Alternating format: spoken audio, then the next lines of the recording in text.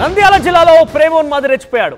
నందికొట్కూర్ బైరెడ్డి నగర్లో ఈ ఘటన చోటు చేసుకుని ప్రేమను అంగీకరించడం లేదని చెప్పి యువతిని హత్య చేశాడు ప్రేమోన్మాది. ఇంటర్ విద్యార్థిని పైన పెట్రోల్ పోసి నిప్పంటించాడు ఆ ఉన్మాది. ఆ తర్వాత ఆత్మహత్య యత్నం చేసుకున్నాడు. ఆసుపత్రికి తరలించి ప్రస్తుతం ఆయన పరిస్థితి కూడా విషమంగా ఉంది. నిందితుడు కొలివగుండ్లకు చెందినటువంటి రాఘవేంద్రగా గుర్తించారు పోలీసులు.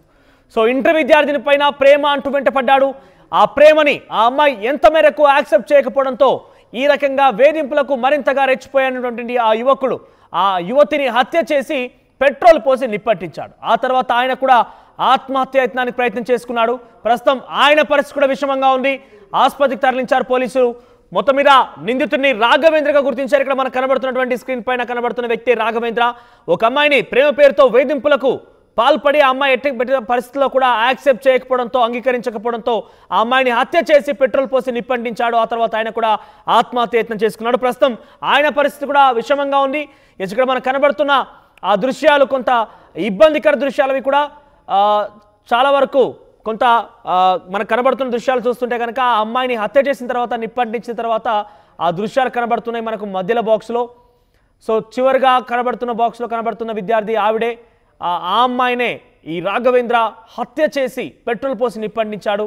మరిన్ని అప్డేట్స్ హుసేన్ అందిస్తారు. హుసేన్, సో ప్రస్తుతం రాఘవేంద్ర ఆరోగ్య పరిస్థితి ఎలా ఉంది? ఎంతకాలంగా ఈ వ్యవహారం కొనసాగుతుంది? గతంలో కూడా ఇదే తరహాలో వేధింపుల పాల్పడిన నేపథ్యంలో ఆ అమ్మాయి ఎప్పుడు ఇంట్లో చెప్పుకోలేదా, తల్లిదండ్రులకు చెప్పుకోలేదా ఈ రకంగా రాఘవేంద్ర ఇబ్బంది పెడుతున్నాడని? ఉమ్మడి కర్నూలు జిల్లా నందికొట్కూరు బైరెడ్డి నగర్ లో దారుణమైనటువంటి ఘటన చోటు చేస్తుంది. తెల్లవారుజామున ప్రేమోన్మాది పెట్రోల్ పోసి నోట్లో బట్టలు కుక్కి చంపేసినటువంటి ఘటన వెలుగులోకి వచ్చింది. ప్రేమ పేరుతో రాఘవేంద్ర గత కొంతకాలంగా కొన్నేళ్ల నుంచి వేధిస్తున్నటువంటి నేపథ్యంలో ఈ ఎవరైతే ఇంటర్ విద్యార్థిని ఉన్నారో ఆ విద్యార్థికి సంబంధించినటువంటి స్వగ్రామం వెల్దుర్తి మండలం రామల్లకోట రాఘవేంద్ర వచ్చేసి బనాయనపల్లి నియోజకవర్గం కొలిమూరులో ఉన్నటువంటి నేపథ్యం. అయితే వీళ్ళిద్దరికి ఎక్కడ సంబంధం ఏర్పడింది, ఎప్పటి నుంచి వేధిస్తున్నాడు, ఎలా కాంటాక్ట్ లోకి వచ్చారనేటువంటి మాత్రం పోలీసులు కేసు నమోదు చేసి దర్యాప్తు చేస్తున్నటువంటి పరిస్థితి అయితే కొనసాగుతుంది. మరోవైపు ప్రేమ పేరుతో 9వ తరగతి చదివేటువంటి సమయంలోనే ఆ విద్యార్థిని పట్ల వేధింపులకు గురి చేస్తున్న నేపథ్యంలో రోజు రోజుకి వేధింపులు గురవుతున్న నేపథ్యంలోనే తన చదువు భంగం అవుతుంది, తన చదువుకి ఇబ్బంది అవుతుంది అనే నేపథ్యంలో ఎవరైతే ఈ అమ్మాయి ఈ విద్యార్థిని తల్లిదండ్రులు ఉన్నారో వీళ్ళు బంధువులకు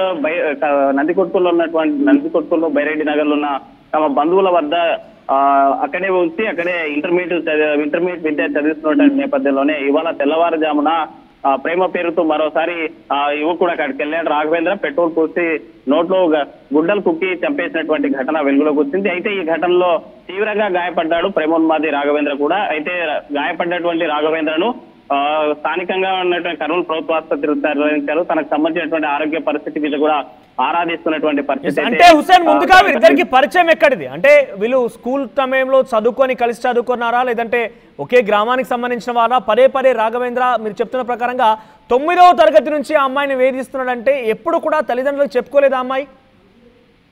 అంటే గతంలో జరిగేటువంటి పరిణామాల నేపథ్యంలో ఇంట్లో తల్లిదండ్రులకు తెలిసినటువంటి నేపథ్యంలోనే తన చదువులు ఇబ్బంది ఏర్పడుతుంది, ప్రేమ పేరుతో తమ అమ్మాయిని బలి తీసుకుంటాడనేటువంటి నేపథ్యంలోనే దూరంగా, అంటే ఆ గ్రామానికి దూరంగా, అక్కడ చదివేటువంటి పరిసరాలకు దూరంగా తమ బంధువులు నందికొట్కూరులో ఉండడంతో నందికొట్కూరులో ఒక ప్రైవేటు జూనియర్ కళాశాలలో మొదటి సంవత్సరం జాయిన్ చేసినటువంటి పరిస్థితి ఉంది. ఆ నేపథ్యంలోనే అక్కడ కూడా తన ఆచూకీ తెలుసుకుని తను ఎక్కడ చదువుతుందనేటువంటి ఆరా తీసుకున్న తర్వాతే రాఘవేంద్ర అక్కడికి వెళ్ళి దాడి చేసినట్టు తెలుస్తుంది. అయితే కొలిమిగూడకు చెందినటువంటి రాఘవేంద్ర రామలకోటకు చెందినటువంటి ఈ విద్యార్థినికి సంబంధించి వీళ్ళ మధ్య ఎప్పుడు పరిచయం ఏర్పడింది, ఎప్పటి నుంచి వేధిస్తున్నాడు, సుమారుగా ఆ గ్రామానికి ఈ గ్రామానికి చూసుకుంటే 100-150 కిలోమీటర్ల దూరం ఉన్నటువంటి పరిస్థితి ఉంది. అయితే వీళ్ళకి ఎక్కడ కాంటాక్ట్ అయ్యారా, అంటే సోషల్ మీడియా ద్వారా అయ్యారా, లేకపోతే ఇంకో వేరే ఎక్కడైనా పరిచయం అయ్యారా, లేకపోతే ఇంకో బంధువులు ఇంటికి పోయినప్పుడు పరిచయం అయ్యారా అనేటువంటిది ఇంకా ఎప్పటికీ తెలియనటువంటి అంశం. అయితే ఈ కోణంలోనే పోలీసులు కేసు నమోదు చేసి దర్యాప్తు చేస్తున్నటువంటి పరిస్థితి అయితే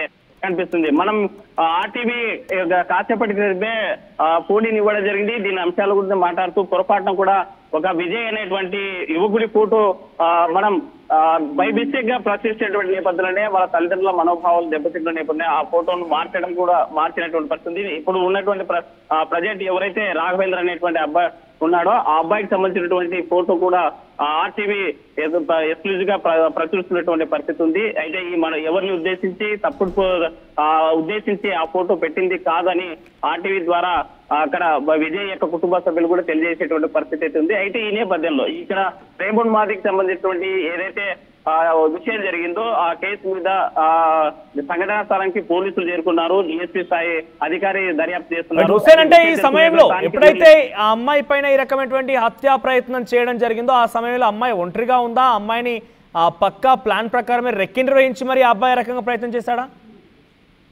అంటే కంపల్సరీ మనకు, ఎందుకంటే ప్రీ ప్లాన్డ్ గా ఇంట్లోకి వెళ్ళడం అంటూ అంత సాధ్యమైనది కదా. అపరిచిత వ్యక్తి ఇంట్లోకి వెళ్ళి దాడి చేసేటువంటి పరిస్థితి అయితే లేదు. రెక్కి నిర్వహించారు. తన యొక్క ఎక్కడెక్కడ తన రోజువారీ దినచర్యలో భాగంగా ఎక్కడ తిరుగుతుంది, ఎక్కడ స్కూల్ నుంచి ఎక్కడ పోతుంది, ఎక్కడ ఉంటుంది అనేటువంటి తెలుసుకున్న తర్వాతే స్పష్టంగా దాడి చేసినట్టు తెలుస్తుంది. అయితే పడుకున్నటువంటి సమయంలో, ఇంట్లో ఉన్నటువంటి సమయంలో ఇంట్లోకి ఎలా చొరబడ్డారనేటువంటి అంశం మీద పోలీసులు అనుమానాలు వ్యక్తం చేస్తున్నారు. అయితే గతంలో వీరిద్దరికి ఏమైనా ఇద్దరు కూడా సంబంధాలు ఉన్నాయా, వీరిద్దరి మధ్య ఎలాంటి గొడవలు లేక ఇద్దరికి మంచి స్నేహపూర్వక సంబంధాలు ఉన్నాయా, లేకపోతే ఉద్దేశపూర్వకంగానే ఇంట్లోకి ఒకసారిగా ప్రవేశించి అకస్మాత్తుగా దాడి చేశారా అనేటువంటిది చాలా అనుమానాలు అయితే వ్యక్తం చేస్తున్నారు పోలీసులు. ఆ కోణంలోనే పోలీసులు కేసు నమోదు చేసి దర్యాప్తు చేస్తున్నటువంటి పరిస్థితి అయితే స్పష్టంగా కనిపిస్తుంది. మనోజ్, రైట్. ప్రజెంట్ రాఘవేంద్ర పరిస్థితి ఎలా ఉంది? ఆయన కూడా పరిస్థితి విషమంగా ఉంది. ఆయన కూడా ఆత్మహత్య యత్నం చేసుకుంటూ తెలిసిన నేపథ్యంలో ఆయన ఆరోగ్య కండిషన్ ఏంటి ప్రజెంట్?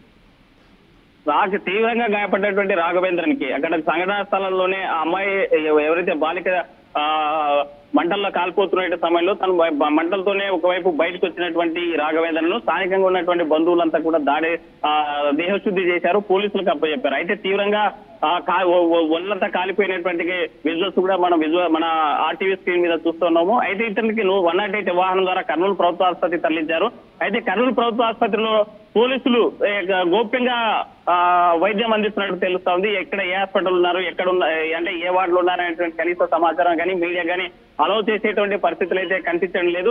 ఎందుకంత గోప్యత పాటించాల్సినటువంటి అవసరం ఉంది అనేటువంటిది మాత్రం పెద్ద చర్చ కొనసాగుతున్నటువంటి అంశం అయితే ఉంది. అయితే దీని వెనుక ఈ ఘటనలో ఏమైనా కుట్రకోణం ఏమైనా ఉందా, లేకపోతే ప్రేమోన్మాదిగా మారినటువంటి నేపథ్యంలో ఇలా జరిగిందా, లేకపోతే గతంలో వీరి మధ్య ఏమైనా సంబంధాలు కొనసాగాయి అనేటువంటి ఈ అంశం మీద పోలీసులు అయితే కేసు నమోదు చేసి దర్యాప్తు చేస్తున్నటువంటి పరిస్థితి కొనసాగుతుంది.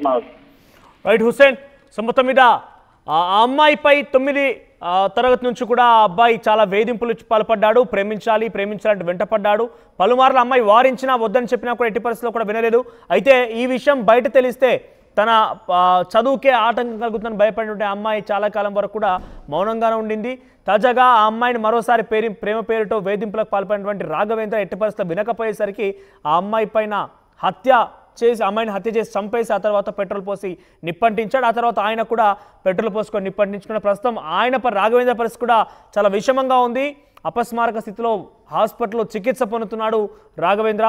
మొత్తం మీద ఏదేమైనా కూడా ఈ ఘటన పైన అటు హోంమంత్రి అనిత కూడా చాలా సీరియస్గా రియాక్ట్ అయ్యారు. సంబంధిత జిల్లా ఎస్పీ కూడా కాల్ చేసి వెంటనే ఈ విషయం పైన నివేదిక అందించాలి, చాలా సీరియస్గా తీసుకోవాలని కూడా చెప్పడం జరిగింది.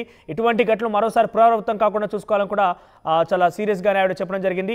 సో రాష్ట్ర ప్రభుత్వం కూడా సీరియస్గా తీసుకుంది కాబట్టి ఈ ఘటనపైన ఎటువంటి పురోగతి సాగిస్తారు, అట్ ది సేమ్ టైం ఇటువంటి ఘటనలు జరగకుండా మరోసారి ఏ రకంగా నిర్వహిస్తారు? ఎందుకంటే వరుసగా చూస్తున్నాం ఈ ప్రభుత్వం ఏర్పాటైనటువంటి మొదటి నుంచి కూడా ఇటువంటి విధంగానే పెట్రోల్ పోసి నిప్పండించాలు, రైల్వే ట్రాక్లపై అత్యాచారాలు, చిన్న అమ్మాయిలపై అత్యాచారాలు చేసి చెరువులో పడేలాడు, ఒకదాని వెంట ఒకటి వరుసగా చాలా ఘాతుకమైనటువంటి ఇటువంటి ఘటనలు చోటు చేసుకుంటున్నాయి. కాబట్టి వీటిని నిలువరించాలనే ప్రయత్నంలో చాలా సీరియస్గా ప్రభుత్వం కూడా రియాక్ట్ అయింది.